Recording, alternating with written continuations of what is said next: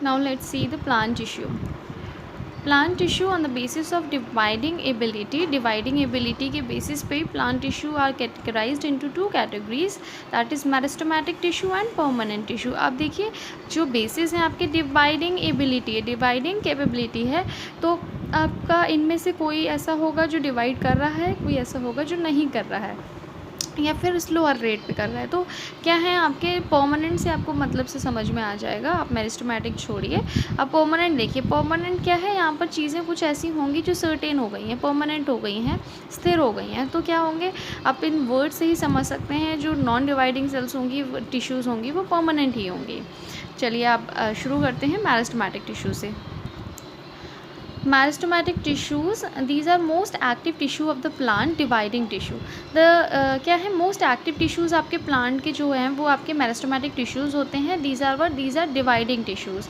The growth of plants occurs only in certain specific regions. आपकी जो plant की growth होती है certain specific region से ही मिलती है. आपको हर जगह से आपकी growth नहीं देखने को मिलती है आपको plant में, because of the presence of meristematic tissue. क्योंकि जो आपके meristematic tissues हैं इनकी certain क्या है positions हैं जहाँ पर आपके मेरिस्टेमेटिक टिश्यू प्रेजेंट है, और यही रीज़न है कि जो आपका सर्टेन स्पेसिफिक रीजन है जहाँ ग्रोथ होती है. As these tissues are very active, they are made up of small densely packed thin walled sales.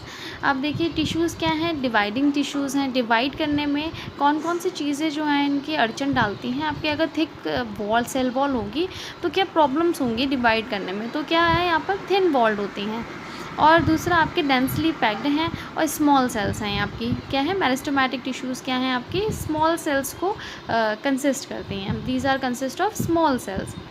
तो ये इनके कैरेक्टरिस्टिक्स हैं सेल्स के जो प्रेजेंट है मेरिस्टेमेटिक टिश्यूज़ में. क्या है, small densely packed with walled thin cell walled that keeps on dividing to produce new cells, जो कि डिवाइड होती रहती हैं न्यू सेल्स को प्रोड्यूस करने के लिए. So they are having prominent nucleus and lacking vacuoles.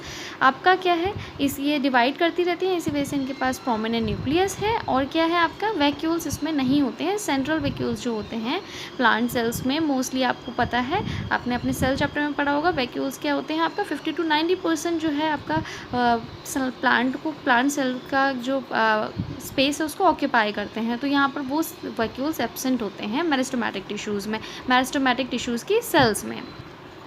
Sales of meristematic tissue, dense cytoplasm, thin cell wall, prominent nuclei और लैकिंग वैक्यूल्स. सो क्या रीज़न है इन वैक्यूल्स के लैकिंग का, ये वैक्यूल्स के एब्सेंस का क्या रीज़न है, वो यहाँ पर है. As they are very active tissues keep on dividing, hence needs dense cytoplasm and thin wall. क्योंकि एक्टिव सेल्स हैं, इनको डिवाइड करना होता है, तो इनके पास क्या डेंस साइटोप्लाज्म है और थिन वॉल है, सेल वॉल है. बट वैक्यूल्स जो होते हैं सेल सैप रखते हैं, और वो किस जो प्लांट सेल्स है उसको क्या प्रोवाइड करते हैं, रिजिडिटी और turgidity.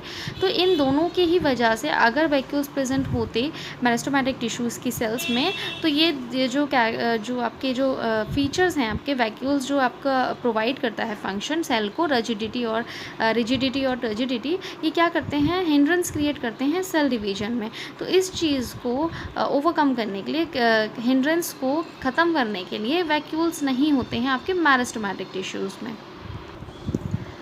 Now the types of meristematic tissue, depending on the region where they are present, meristematic tissues are classified as.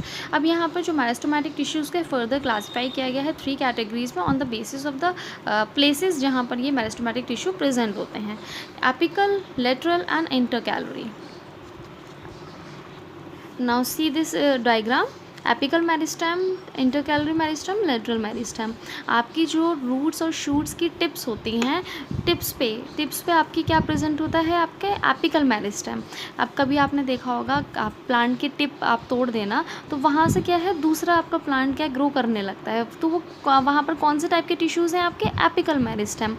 फिर आपके आते हैं कौन से, इंटरकैलरी मेरिस्टेम. इंटरकैलरी मेरिस्टेम्स कौन से होते हैं, जो आपके लीव्स के इंटरनोड्स पे प्रेजेंट है और नोड्स पे.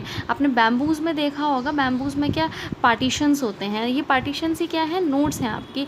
या आप जब कहेंगे जो लीव्स निकल रही हैं वो भी क्या है, नोड्स पे निकलती हैं. तो यहाँ पर क्या प्रेजेंट है आपके इंटरकैलरी मेरिस्टेम्स. तो और आपके लास्ट में आते हैं लेटरल मेरिस्टेम. लेटरल मेरिस्टेम आप डायग्राम में देखो, जो डायमीटर को इंक्रीज़ करते हैं स्टेम की और रूट की, उस पर क्या प्रेजेंट होते हैं आपके लेटरल मेरिस्टेम. तो आपके लेटरल मेरिस्टम किस में हेल्प करते हैं? जो आपकी विड्थ होती है प्लांट की, मोटाई होती है, वो किसकी वजह से बढ़ती है? आपके लेटरल मेरिस्टम की वजह से। तो apical meristem present at the tips of roots and shoots. आपकी टिप्स पे, रूट्स और शूट्स की टिप्स पे क्या प्रेजेंट है? आपका apical meristem responsible for the unilateral growth, that is growth in one direction, increases the length and length of roots and shoots. आपकी unidirectional होती है, यूनिलेटरल है, मतलब आपकी सेम एक ही डायरेक्शन में, या ऊपर जाएगी या नीचे, एक ही डायरेक्शन में क्या मूवमेंट हो रहा है इनका, मूवमेंट हो रहा है ग्रोथ का। और क्या है, आपकी लेंथ को इंक्रीज़ करती हैं आपकी ये रूट्स और शूट्स की। दूसरे आपके हैं लेटरल मेरिस्टम, दूसरा या तीसरा। लेटरल मेरिस्टम क्या करते हैं? आपकी विड्थ को, हमने डायग्राम में देखा था, जो ये है आपका इस तरह से देख लो, तो यहाँ पर जो चारों तरफ प्रेजेंट है, तो ये जो डायमीटर को बढ़ा रही है वो कौन सी मेरिस्टम है? Lateral meristem. It increases the girth and width of the stem or roots. Intercalary meristem होता है present at the base of the leaves or internodes of the twigs.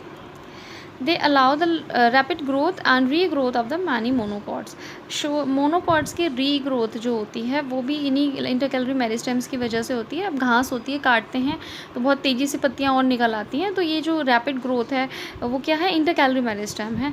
Shows longitudinal growth of stems, leaves, grasses. Longitudinal growth दिखाते हैं stems की, leaves की, grasses में leaves की और stems की, बैम्बूज में देख लें, because helps in the elongation and growth at the nodes and inter nodes. आपकी जो ग्रोथ हो रही है, लेंथ यहाँ पर भी बढ़ रही है और लेंथ आपकी एपिकल में भी बढ़ रही थी, लेकिन यहाँ पे जो लेंथ का रीज़न कहाँ से बढ़ रही है, आपके ग्रोथ कहाँ पर हो रही है? नोड्स और इंटर नोड्स पे। यदि आपको हमारा वीडियो अच्छा लगा हो तो आगे की वीडियो की नोटिफिकेशन प्राप्त करने के लिए कृपया बेल बटन दबाएं और चैनल सब्सक्राइब करना ना भूलें। Please subscribe our channel of Edufun classes. Thank you for watching.